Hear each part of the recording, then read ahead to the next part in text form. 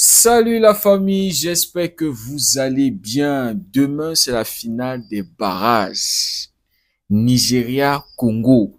Je vous annonce déjà que je serai congolais dans cette affaire-là. J'aime le Nigeria, mais je préfère le Congo. J'ai aucun problème avec vous les Nigériens. Mais DR Congo, mon cœur est là-bas. Je suis d'abord un grand fan de Youssoufa, les gars. Voilà. Vous comprenez. Et j'aime la langue. Le lingala, bien sûr, les gars. Donc, Nigeria-Congo. Quand j'ai vérifié un peu les trucs, là, sur SofaScore, le Nigeria n'a jamais battu le Congo, les gars. Un match nul et une victoire pour le Congo. C'est pour ça que mon cœur penche vers le Congo, les gars. Vous comprenez. Donc, le premier match des barrages était entre le Nigeria et le Gabon. Nigeria largement au-dessus. Oui, largement au-dessus du Gabon. Normalement, en premier mi-temps, le Nigeria plie déjà le match. 2-0. J'ai pas compris comment, à la mi-temps, le Nigeria était en train de faire 0-0. Osimhen qui refusait de marquer, des situations de but pour le Nigeria, les gars qui ne concrétisaient pas. 0-0. Et puis, il y a cette mauvaise passe dans le deuxième mi-temps. Le Nigeria qui va récupérer. Erreur! C'est-à-dire, passe en retrait même. Oui, c'était une passe en retrait. Franchement, les passes en retrait. Voilà, les Nigérians qui vont venir marquer ce but-là. Au fur et à mesure, c'était vers la fin du match, je me suis dit, ok, voilà la victoire du Nigeria comme ça, 1-0. Un match où on aurait eu beaucoup plus de buts. C'est-à-dire, avant que ce qui se passe là dans les prolongations, c'est-à-dire, j'étais en train d'avoir un peu de, vous voyez, un peu ce goût un peu bizarre là. Voilà, le but est venu sur une erreur de l'adversaire, le Nigeria, alors qu'il s'était procuré des occasions et il pouvait marquer un peu plus de buts. Donc, pendant que je me disais que non, 1-0, c'est le match est mort. Voilà le Gabon. Comment on l'appelle là? Mario Lemina. Si je ne dis pas de bêtises, oui, Lemina. Le gars va égaliser. C'est vrai qu'il y a un peu de réussite parce que le défenseur, celui qui était devant lui, va dévier légèrement la balle. 1-1. Je me dis, attention au Gabon. Attention au Gabon. Parce que le Nigeria, comme je vous disais, tellement d'occasions, tu ne tues pas l'adversaire. Et on sait le foot. On sait comment le sport là est. Quand tu ne tues pas ton adversaire, derrière, tu peux te faire tuer. Et voilà, 1-1. Prolongation, je me dis, wow, les gars, prolongation, comment? Un match qui aurait pu se terminer en 90 minutes, vous le ramenez en prolongation.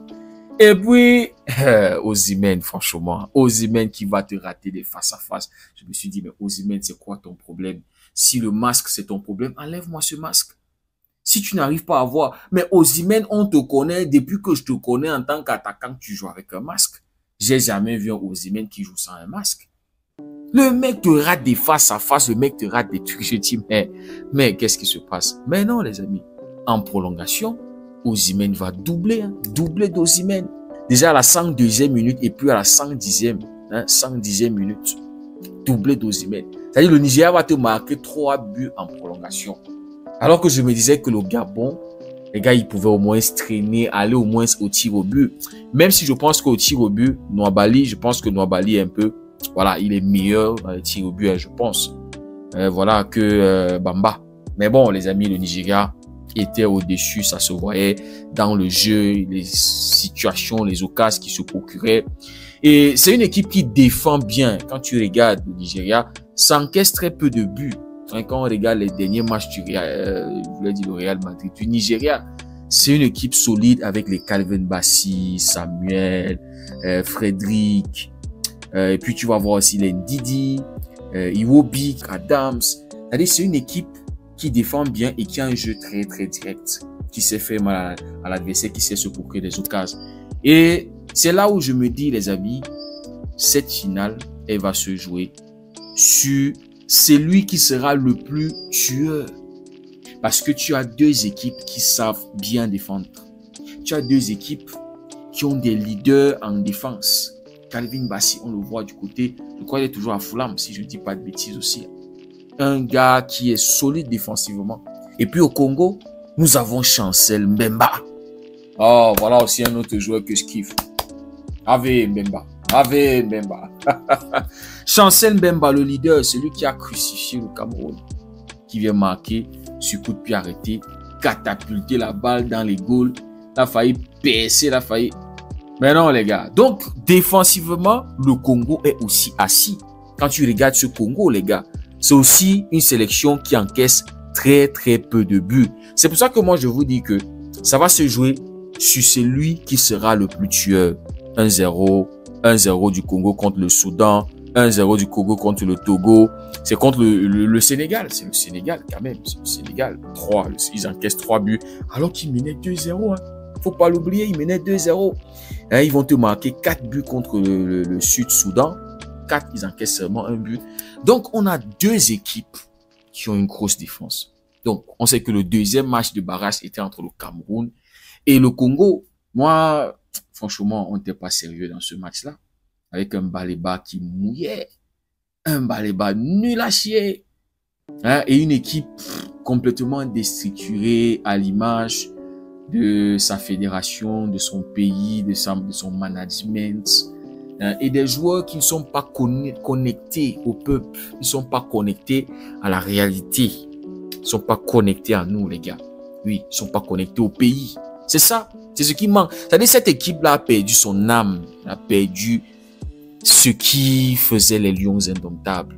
Et jusqu'à ce que les choses sont remises en place et que ces joueurs commencent à réellement comprendre que l'équipe nationale, on parle de l'équipe nationale, c'est eux qui représentent le Cameroun à l'échelle mondiale. Tant qu'ils vont comprendre ça, qu'ils doivent se connecter au peuple, ils vont recommencer à réaliser des exploits, les gars. Donc, ce match-là, on ne méritait pas de le gagner. Quand tu vois ce que Etaillon va rater, sur un magnifique centre de Bassogok, il va rater ça. Mbemo, le face-à-face en deuxième mi-temps, il aurait pu le marquer. Donc, voilà, le Congo qui va venir nous crucifier dans les dernières minutes. À la 92e minute. 92e minute. L'âge de notre président. Franchement, j'ai vu ce truc-là circuler sur Internet et ça a fait un peu le buzz là.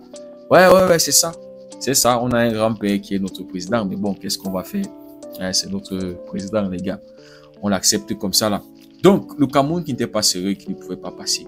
Demain, on a Nigeria-Congo, les gars. Je vous dis, hein, c'est les détails. C'est celui qui sera le plus décisif. C'est celui qui va prendre cette opportunité-là, cette occasion-là. Je ne pense pas que c'est un match où on aura tellement de buts. Vu les défenses qu'on a dans les deux équipes, je pense que c'est un match où 1-0, peut-être 2-1, ou maxi un 2-1, ou un 2-0. C'est-à-dire, s'il y a trop de buts, c'est 2-0. C'est comme ça que moi, je vois le truc. Et aussi, hein, on pourrait avoir des prolongations. Un 0-0. Les gars ne vont pas facilement se livrer comme ça, là. Hein, ils vont pas ouvrir le jeu. Déjà qu'on a vu hein, le Congo contre le Cameroun, ça ne se livrait pas trop. Et même le Nigeria aussi, ça ne se livre pas trop. Ça ne ouvre pas bizarrement le jeu. Donc, c'est pour ça que je me dis, on pourrait avoir des prolongations. Il ne faut pas l'exclure aussi. Un 0-0, un 1-1, voir des trucs comme ça. Prolongation. Et puis les tirs au but. Hein. Parce que là, c'est une finale. Chacun va venir avec l'intention de vouloir gagner. Et je pense que voilà, le Congo, quelque part, j'y crois. Je pense que le Congo, là, ça peut. Déjà, comme je vous ai dit, je donne toute ma force au Congo.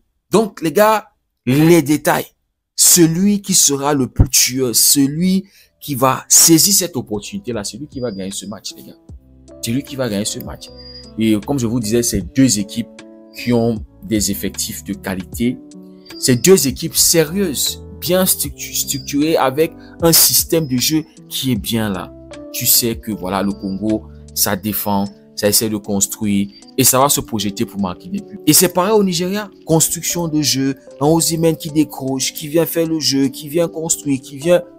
Franchement, les gars. Et donc, et ça joue aussi beaucoup sur les couloirs. Quand tu vois le Nigeria avec les Iwobi qui sont là sur le couloir, les Adams et tout ça là. Donc, c'est un match qui va être super intéressant, qui va être très excitant à voir, les gars. Je pense qu'on va se régaler. Et voilà, que le meilleur gagne. Mais voilà, je serai côté Congo. Dites-moi ce que vous en pensez en commentaire. Vous voyez qui passait, vous voyez qui allait chercher cette place de qualification pour la Coupe du Monde. Voilà, que ce soit le Nigeria, que ce soit le Congo, ça sera complètement mérité. Ces deux équipes qui sont sérieux, hein, qui sont sérieux. Si le contenu vous a plu, n'hésitez pas à liker, n'hésitez pas aussi à booster la vidéo, c'est gratuit. Dès que vous likez là, vous pouvez booster la vidéo. Ça ne vous coûte absolument rien. Pour ceux qui découvrent cette communauté, n'hésitez surtout pas à nous rejoindre, c'est aussi gratuit. Merci beaucoup pour votre soutien, merci beaucoup d'avoir suivi la vidéo. On se dit à demain pour le débrief du match. Prenez tout soin de vous, passez une belle nuit. Que Dieu vous garde.